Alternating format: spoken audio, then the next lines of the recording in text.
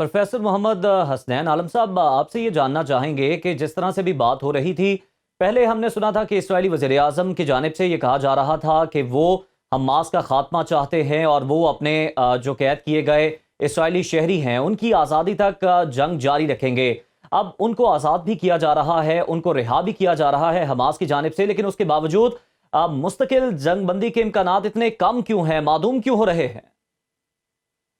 जी, आपने जो सवाल किया है कि मुस्तकिल जंगबंदी के हवाले से मेरे को पैनलिस्ट ने भी इसके ऊपर जी। बात की है। मैं ये समझता हूँ कि फ़लस्तीनियों का तो ओवरऑल नुकसान जो जानी हो चुका है वो तो किसी सूरत भी रीपे नहीं होगा। वो 14,000 से ऊपर जो हलाकतें हैं हम्म। और बेघर हैं और 100 साल या चले 15-16 साल 20 साल आप लगा लें कि जी गजा और फ़लस्तीन पीछे चले गए हैं। लेकिन दूसरी तरफ जो जंगबंदी हो रही है उसके अंदर भी दो पहलू हैं। एक तो ये है कि पीएलओ जिसे वहां पर हुक्मरानी का हक मिला हुआ था फलस्तीनी अथॉरिटी को, उनके साथ नहीं ये जंगबंदी हो रही। ये जंगबंदी हमास के साथ हो रही है जो कि एक हम्म। बैन टेररिस्ट ऑर्गेनाइजेशन कहलाई जाती थी। वेस्ट में भी, अमेरिकन लेड वेस्ट में भी, अमेरिका भी उसके खिलाफ था, बरतानिया भी उसके खिलाफ था। तो ये एक बहुत बड़ी चेंज है और इसके तहत एक अगर देखा जाए तो जिसको आप मानते ही नहीं थे अब आप उनके साथ मुज़ाकरात की जी। मेज पे बैठे हैं और दूसरा फ़लस्तीन का इशू दोबारा से जिंदा हो गया जो कि इब्राहिम अकॉर्ड के बाद समझा जा रहा था कि बिल्कुल अब एक मुर्दा घोड़ा है। और तीसरी चीज इसके अंदर है कि ये जो हम कह रहे हैं ना कि जंगबंदी से बहुत ज्यादा तवक्कुआत नहीं, स्टार्ट में आज जंगबंदी ही होती है, 3 से 4 दिन की होगी, इसमें रिलीफ होगा, इसके अंदर कैदियों का तबादला होगा और ये एक बहुत बड़ी हमास की कामयाबी है। मैं नहीं समझता कि इसके अंदर को बहुत ज्यादा नीचे। हाँ, हम्म। फलस्तीनियों के ऊपर हमले या वेस्ट बैंक पे या गजा के ऊपर ये तो पिछले 70 साल से चल रहे हैं और मैं नहीं समझता कि जब तक ये दो रियासती हल नहीं निकलेगा जिसके पीछे अमेरिका को आना चाहिए या इसके ऊपर रशिया जो है वो भी अपना इनपुट दे रहा है इस इलाके के अंदर। रशिया ने भी कहा है कि जी हम चाहते हैं कि दो रियासती हल निकले। इससे पहले पाकिस्तान की भी यही स्टेटमेंट थी, इससे पहले हम्म। अमेरिका भी ये चाह रहा था। तो इसकी तरफ प्रैक्टिकल अगर कदम जाना है तो जी। फिर हर दो पार्टियों को, चाहे वो पीएलओ हो चाहे वो हमास हो, उनको साथ लेना पड़ेगा और हमास को पहली मर्तबा मुज़ाकरात की टेबल के ऊपर पाया गया बिल्कुल, है। हमास के साथ अब मुज़ाकरात भी किए जा रहे हैं जिन्हें दहशतगर्द तंजीम कहा जाता था। प्रोफेसर साहब, अगर हम बात करें तो ये जो 4 रोज़ा आर्जी जंगबंदी है, क्या आप समझते हैं कि इसमें कुछ जो फ़लस्तीनी हैं उन्हें संभलने का मौका मिल पाएगा, जो अस्पतालों में मरीज थे उनका इलाज मुआलजा हो सकेगा इन 4 रोज़ के अंदर?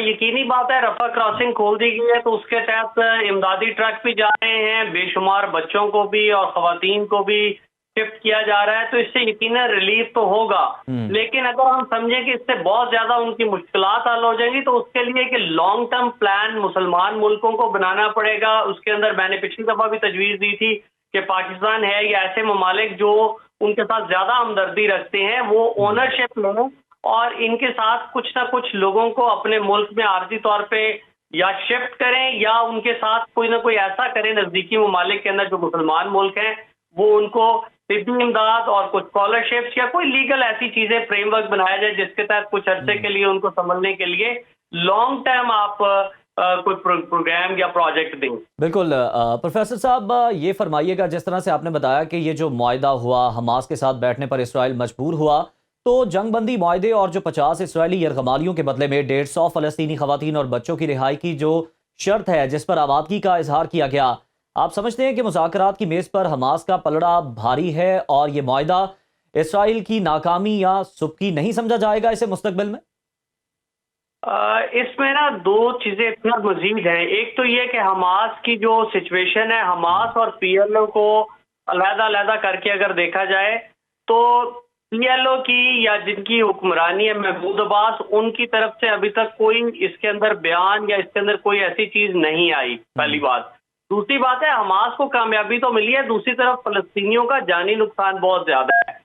तो इसराइल की जहां तक बात कर रहे हैं आप कि उनकी सुबकी है, सुबकी तो बहुत ज्यादा उनकी इंटरनल पॉलिटिक्स में हो गई हुई है। ये जैसे मेरे को हम्म। पैनलिस्ट मोहम्मद अली साहब फरमा रहे थे जी। कि उन्होंने फेस करना है सियासत को, तो यकीनी बात है इसराइल भी कम से कम 15-20 साल पीछे चला गया और वहां के लोग अपने आप को गैर महफूज समझते हैं। अमेरिका ने उनके लिए स्पेशल एक अलाउ किया था कि बगैर वीजा के वो लोग जो लोग इजराइल से आर्थिक तौर पे अमेरिका आना चाहें तो उनको इजाजत है। तो ये किसी भी मुल्क से अगर इस तरह लोगों को लाना शुरू कर दिए तो इसका मतलब है वहां पे लोगों की सिचुएशन खराब है, लोग अपने आप को पुरअमन पुरसकून नहीं समझते। और अगर आप इब्राहिम अकॉर्ड या अमन मुआहदा या मुस्तकबिल की किसी सिचुएशन में देखते हैं तो इसका हल सिर्फ दो कौमी रियासत है, जिसके अंदर अमेरिका भी चाहता है और अभी रशिया की तरफ से भी बयान आ गया। मैंने थोड़ी सी बात पिछली आपके सवाल में भी की थी कि रशिया इस इलाके के अंदर, पूरे अरब रीजन के अंदर और एशिया के अंदर अपनी जो हेजेमनी है वो मनवाना चाहता है। इससे पहले उनकी रशिया की बड़ी कोशिश थी कि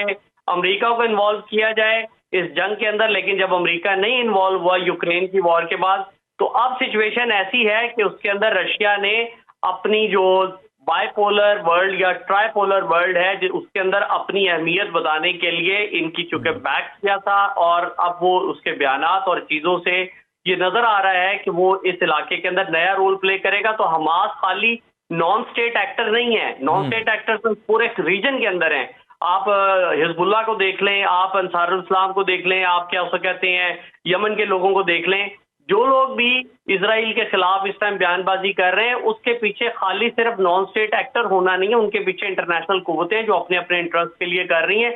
तो हिजबुल्लाह की ये एक कामयाबी जाती तौर पे है, जानी नुकसान से कतई नजर। और इसराइल की ये सुबकी जरूर है कि उन्हें उनके साथ बैठना पड़ा है जिन्हें वो दहशतगर्द कहते थे और जिनके साल में इन्होंने एक बहुत बड़ा जुल्म किया है और जिनके बारे में ये कहा करते थे कि इनसे किसी किस्म की और कोई भी बात नहीं होगी। प्रोफेसर साहब, आप फरमाइएगा, आप इब्राहिम अकॉर्ड मुआहदे के मुतालिक कुछ बात करना चाह रहे थे कि इसका क्या मुस्तकबिल होगा मौजूदा सूरत हाल में, फरमाइएगा। जब तक इसका कोई मुस्तकिल हल बैनुल अक़वामी जो एक्टर्स हैं, जो वर्ल्ड की स्टेज के ऊपर चाइना है, अमेरिका है, रशिया है या अब वेस्ट भी है, तो अगर ये सब मिलकर कोई ऐसा देरपा हल नहीं निकालते तो वो जो कहा जा रहा था कि अब सब गुडी गुडी हो जाएगा, सब अच्छा हो जाएगा, इसराइल के साथ सऊदी अरब के ताल्लुकात हो जाएंगे, यूएई उनके साथ ट्रेड भी चाह रहा था और उनके साथ टूरिस्ट बेस्ड इकोनॉमी को फ्लोरिश करना चाह रहा था। तेल की कुव्वत तो बस आहिस्ता आहिस्ता तेल वाली जो इकोनॉमी थी वो तो बैठने जा रही है। तो ये जो न्यूम सिटी और बाकी चीजें, इसको देख के अगर देखा जाए तो इसका मुस्तकिल हल निकालना पड़ेगा। अगरचे फलस्तीनियों को बीच में नहीं लिया गया था, लेकिन अब इसका हल ये होगा कि इब्राहिम अकॉर्ड रिवाइज करना पड़ेगी किसी ना किसी सिचुएशन में, क्योंकि अगर जैसे कि कहा गया था कि इब्राहिम अकॉर्ड के तहत अब ये सारा मामला हल होने जा रहा है तो फलस्तीनी इसके ऊपर सेटिस्फाई नहीं थे। अब फलस्तीनियों की तरफ से या उनके एक ग्रुप की तरफ से, हिजबुल्लाह की तरफ से ये जो ऑपरेशन अल-अक्सा, तूफान अल-अक्सा किया गया है तो इसने इसको दोबारा जिंदा किया है। मेरा ख्याल है कि ये दोबारा से नई टर्म्स एंड कंडीशन और नई ऑप्शंस के साथ होगा। इब्राहिम अकॉर्ड फिजिकली पॉसिबल नहीं है कि उसको वहीं से शुरू किया जा सके। सिचुएशन अब वैसी नहीं है कि जैसे ये ऑपरेशन अक्सा जो था, तूफान अक्सा, इससे पहले जो सिचुएशन थी वो नहीं होगी। अब एक बिल्कुल नया है और दुनिया दो कैंप्स में बढ़ चुकी है, तो अब दूसरे कैंप को भी आपको सुनना पड़ेगा।